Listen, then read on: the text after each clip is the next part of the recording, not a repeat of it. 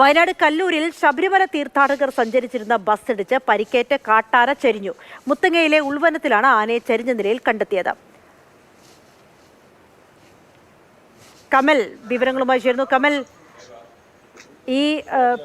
ഈ റൂട്ടിൽ ആന ഇറങ്ങുന്നതൊക്കെ പതിവാണല്ലോ. ഇതിപ്പോ സാധാരണ രാത്രിയാത്ര അതുവഴിയില്ല.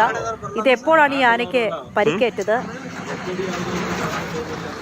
സംഗീത, ഡിസംബർ 4-ന് പുലർച്ചെയായിരുന്നു അപകടം. ഏതാണ്ട് 6-6:30 സമയത്താണ് അപകടമുണ്ടായത്. ഇത് മുത്തങ്ങ വനത്തിലേക്ക് എത്തുന്നതിന് തൊട്ടു മുൻപ് സുൽത്താൻബത്തേരിക്കും മുത്തങ്ങയ്ക്കും ഇടയിൽ കല്ലൂരിൽ ചെറിയൊരു ഭാഗത്ത് വനമേഖലയുണ്ട്. അവിടെ വെച്ച് ഈ ആന റോഡ് മുറിച്ചു കടക്കുമ്പോഴാണ് ഈ തീർത്ഥാടകരുടെ ബസ് ആനയെ ഇടിച്ചത്. വലിയ രീതിയിലുള്ള ഒരു അപകടമായിരുന്നു. ആനയ്ക്ക് അന്ന് തന്നെ ഗുരുതരമായി പരിക്കേറ്റിരുന്നു. പിന്നീട് വനപാലകർ കാട്ടിൽ വെച്ച് മയക്കുവെടി വെച്ച് ആനയ്ക്ക് ചികിത്സയൊക്കെ നൽകി.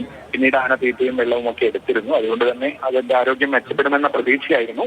പക്ഷേ ഇപ്പോൾ ആനയെ ചെരിഞ്ഞ നിലയിൽ ഉൾവനത്തിൽ കണ്ടെത്തുകയായിരുന്നു. ഉടൻ തന്നെ പോസ്റ്റ്മോർട്ടം നടപടികൾ നടക്കും. അതിനുശേഷം വനത്തിൽ തന്നെ ആനയുടെ ജഡം സംസ്കരിക്കും. ശരി.